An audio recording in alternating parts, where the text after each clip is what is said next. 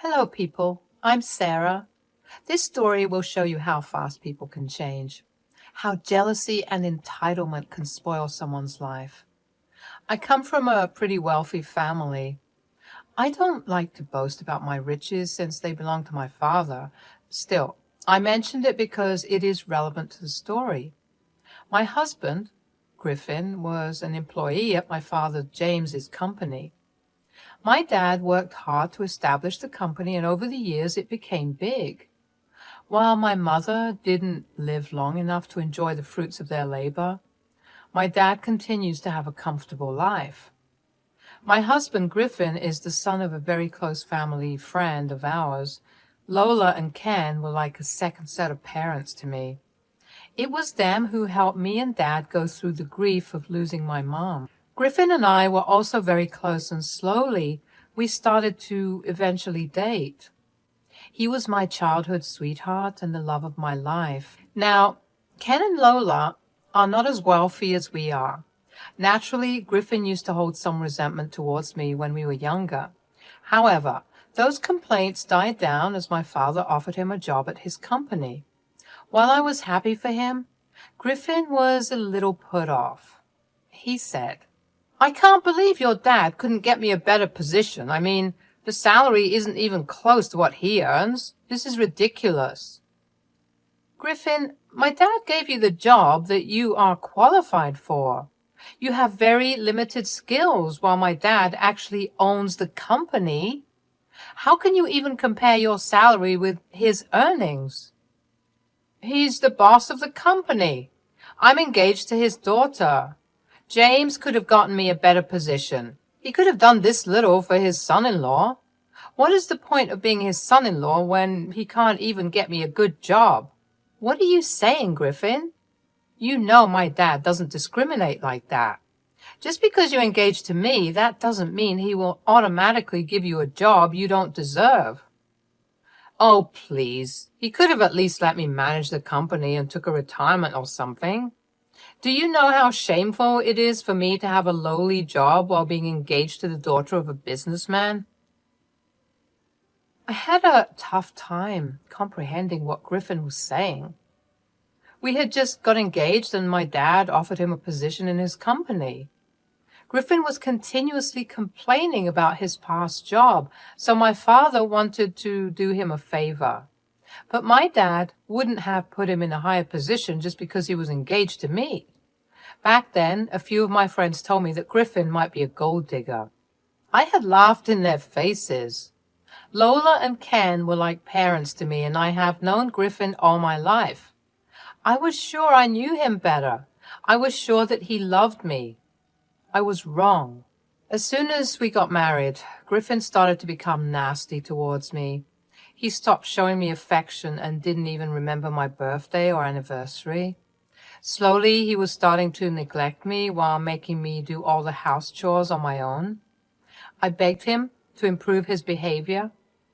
I said, "Griffin, I can feel you drifting away from me. You have stopped showing affection and don't even want to spend time with me anymore. I'm a busy man, Sarah. I don't have a fortune like your father, so that I can sit on my ass every day. You're lucky your daddy's money lets you do that." "Griffin, I don't take my dad's money for my expenses. You know that. I work very hard around the house to be a good stay-at-home wife. I don't sit on my butt all day. What you are saying is very hurtful." "Well, I don't care. Since we are married now, you can't live like a princess anymore. Your father doesn't pay me enough to feed you for free. You better not slack off on your wifely duties." Griffin completely steamrolled my concerns and didn't even acknowledge my hurt. He simply started to berate me for what he thinks are my mistakes. Trust me, guys, I didn't live on my father's money. It was Griffin's idea for me to be a stay-at-home wife. He fed me some bullshit like how our kids would grow up better this way. Now I know that they were empty dreams made to isolate me and enslave me in the house. I was stuck, taking care of the house and taking care of him. Griffin didn't even talk to me politely anymore. All he did was scream at me when he came home. I was getting tired of his behavior and felt worn out. Still, I believed that he loved me, so I stayed and didn't tell anyone. The breaking point of our marriage happened a few days before my 29th birthday. While I was out running errands with my father, I spotted a beautiful dress in the mall. It was rather expensive, but my father bought me the dress as a birthday gift. It wasn't over the top or anything, just a simple white dress from an expensive brand. I liked the dress, so my dad told me to get it for myself. At home, I was trying the dress on to show Griffin my new gift. When Griffin walked in and looked at my dress, he immediately flew into a rage. I could tell that he hated the fact that I was wearing expensive clothes. Griffin was extremely upset and said, "I told you, Sarah, I don't like you going out in expensive clothes. Why don't you just listen to your husband for once?" "What I wear is none of your business, Griffin. I don't dictate what you wear, and you shouldn't do that either. It's just a simple white dress. Why are you overreacting about this anyway?" "Because your dad bought you this dress. You live with me now, and I can't afford to buy you expensive clothing. People will laugh at me when they realize that you buy stuff with your father's money." "I am my dad's only child, Griffin. Naturally, he would want to spoil me. If you want to gift me something, I won't even care about its price. I would be happy that my husband has lovingly bought me something." "I don't like to waste my money on gifts, Sarah. It was different when we were dating, but now you are my wife. I don't have to woo you with gifts. Instead of spending so much on yourself, you should be giving me gifts." I was absolutely shocked by what Griffin said. So he basically wanted me to take money from my dad and buy him stuff. It was bizarre. I had no idea why he thought that I would agree to it. Me and Griffin fought about this issue for a long time. Still, we didn't reach a compromise. I refused to give up my stuff to appease him, and he continued to demand that I buy him things with Dad's money. He said, "I know your dad gives you his credit card at times. You should take advantage of it and buy me some good stuff." Are you freaking mad? First of all, that is fraud. My dad gives me his credit card to pay his bills. You know he is not well, so I run errands for him. The dress was a birthday gift from him. I can't just go around and spend his money on stupid things. You can easily get me stuff as well. You don't need your dad's permission. If you can't buy me something as well, you have no right to get yourself a gift. No matter what, Griffin was adamant that I should either return the gift or convince my dad to give him something of the same value. I was getting tired of his demanding attitude. It was bad enough that he made me pay most of the bills, but it looked like Griffin always wanted more. Slowly, I was checking out of our marriage. Griffin didn't care and was barely home anyway. I was tired of feeling controlled in the marriage. However, divorce was also not very appealing to me right then. Somewhere in my heart, my love for Griffin still existed. I also thought that Griffin still loved me too, but I was forced to make a drastic decision because of his actions. On my birthday, Griffin didn't even wish me happy birthday the entire day. There were no gifts, no cake, no surprises, not even a mere happy birthday. His parents did wish me and showered me with affection, but my own husband didn't even acknowledge my birthday. My dad called me and I broke down on the call. He said, "Sarah, what is wrong, dear? Why are you crying like this? Are you sick?" "No, Dad, I'm not sick. It's just that Griffin didn't even wish me happy birthday today. He has been neglecting me for a while. I'm working very hard to stay in this marriage, but he is taking me for granted." "What are you saying, Sarah? I don't understand. I thought that you two have the perfect marriage. You haven't said anything otherwise. What happened so suddenly?" I finally broke down and told Dad everything. The controlling ways of Griffin, his demands for expensive gifts, all of it. Dad listened to me and was silent the entire time. I could tell that he was absolutely furious at Griffin. He said, "Why didn't you tell me sooner, Sarah? This is not okay. He's becoming abusive towards you. I still love him, Dad. I didn't want to leave him or tell anyone about our problems. He hates it when I talk about my problems. I guess I got used to not talking about it. Sarah, I think you should take a step back and reevaluate your marriage. I don't like the way Griffin is behaving with you. He is starting to take advantage of you. You need to talk to him and stand up for yourself. I know, Dad. I'm willing to give him a chance, but at this point, I doubt he will change. Let him be for now, Sarah. Today's your birthday, and I don't want to spoil it. I will call Lola and Ken. We will arrange a nice dinner and go out to celebrate. Griffin won't be invited. Thank you, Dad. I think I should get out of the house for a bit. Griffin said that he will be late and doesn't want to go anywhere. Dad and I made plans to celebrate with my in-laws. We didn't tell Lola or Ken about what was going on. I was still on the fence about giving Griffin an ultimatum. My heart and mind was a mess. I quickly got ready and put on the dress that my dad gifted me. It was the only gift I had received for my birthday. As I was going out, Griffin came home. While I was coming down the stairs, he was rummaging through the wine cabinet. He took one look at me and said, "What the hell, Sarah? I told you to get rid of the dress. Why are you wearing it? Where are you even going?" "I am going for my birthday dinner. My dad arranged for a small celebration with your parents. Since you don't even bother wishing me today, you are not invited." "I don't want to go to your stupid dinner anyway. And you shouldn't go out either. I'm tired and I need a drink. You need to cook me dinner. You better start preparing my dinner, and I want this dress gone. Burn it or throw it away." "No, I won't get rid of the dress or cook you dinner. I'm going out with my dad.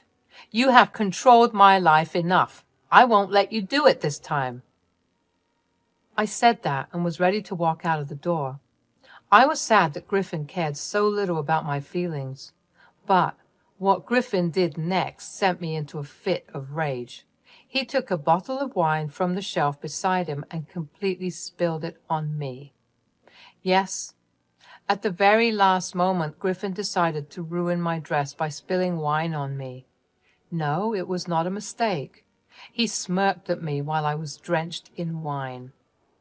He said, "There, now you won't be able to wear that dress again. Since you have to change anyway, why don't you just stay at home and make me dinner? Your plans are ruined anyway, and so is your dress." "You did this on purpose, didn't you? How dare you, Griffin? This is assault. You can't do this to me." "Oh, don't give me that bullshit, Sarah. It was just some wine. Now stop being a witch and fix me dinner. I deserve a treat for tolerating your horrible behavior." Griffin said that and went straight to our room to change. I didn't even move from the spot. I was fuming and was in absolute disbelief. My own husband dumped wine on me, and I knew for a fact that it was assault. I was shaking from rage, but also a little scared of Griffin. While he was in our room, I grabbed my keys and left the house. I drove to my dad's place with tears streaming down my face. Once I reached there, my dad came out to greet me. He took one look at me and did a double take. Yes, I was still in the wine-stained dress. Dad looked worried and took me inside. He said, "What the hell happened, Sarah? Why are you covered in wine? Why are you crying?" "Dad, Griffin dumped an entire bottle of wine on me. And no, he didn't do it accidentally. He did it on purpose." "What the hell are you saying, Sarah? Why would he do that? Tell me everything now." "Dad, he hated the fact that you bought me an expensive dress. Griffin also said—" I told my dad everything about my marriage, from the horrible behavior to the entitlement. Everything came pouring out of my mouth. Dad listened to everything very patiently. However, I could see him getting angrier and angrier with every word. When I was done, I was still crying from recounting everything and being soaked to the bone in wine. I'm petite, and a single bottle did a lot of damage. My dad hugged me and said, What happened today is unacceptable, Sarah. You should have come to me sooner. I would have had a stern word with Griffin. It's too late for that now. I'm sorry, Dad. I didn't want any trouble. Lola and Ken are good people. I didn't want you spoiling your relationship with them.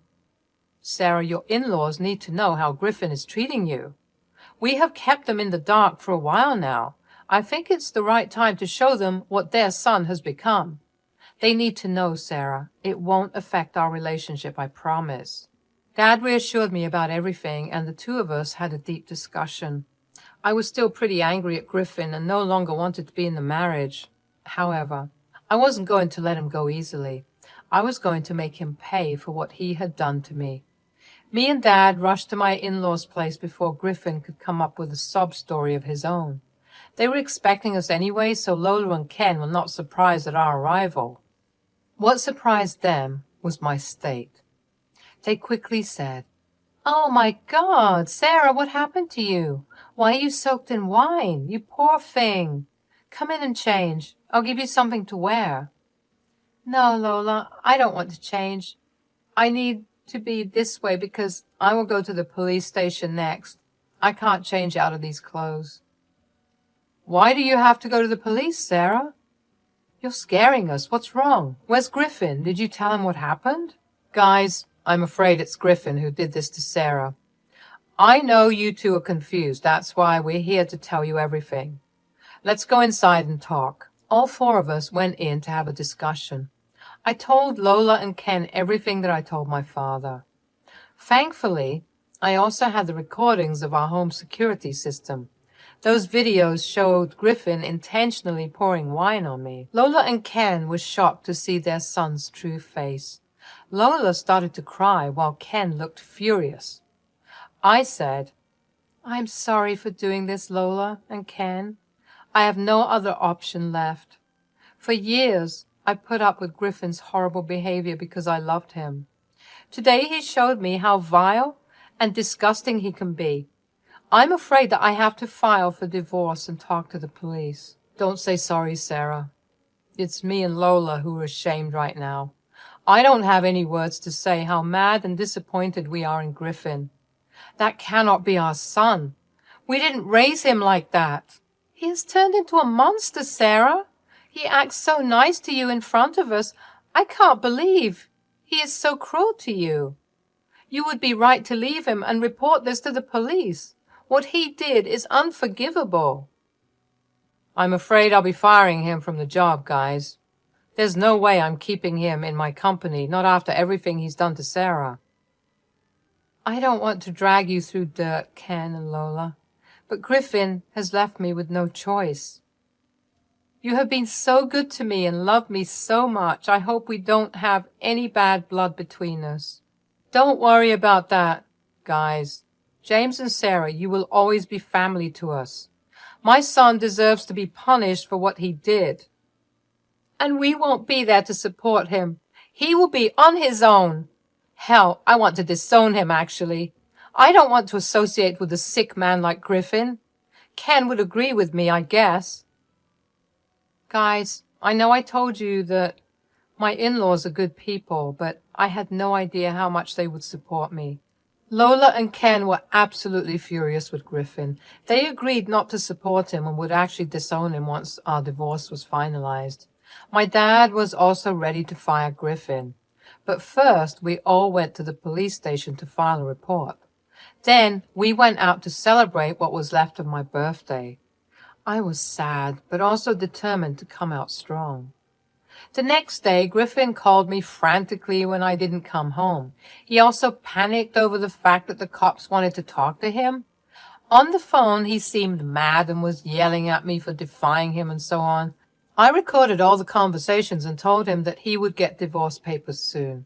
He blew his top and then called his parents for support. When they gave him a piece of their mind, Griffin knew he was in trouble. The next few days, he begged and pleaded for forgiveness. The divorce papers came through and Dad fired him from his job. Griffin's own parents refused to help him. So he was forced to borrow money for a lawyer. With a police report hanging on his head, Griffin was having a tough time getting a job. My dad's influence also added to his miseries. He was forced to take a lower-paying job to bring food to the table. Since I didn't work, our divorce settlement included alimony from him. We agreed on mutual divorce because he had no means to drag a court battle. Currently, he's living with 3 roommates while trying to pay me alimony and feed himself. His parents still don't talk to him but have a good relationship with me. Me, Dad, Ken, and Lola are still a family unit, and I am finally living a good life away from my horrible husband.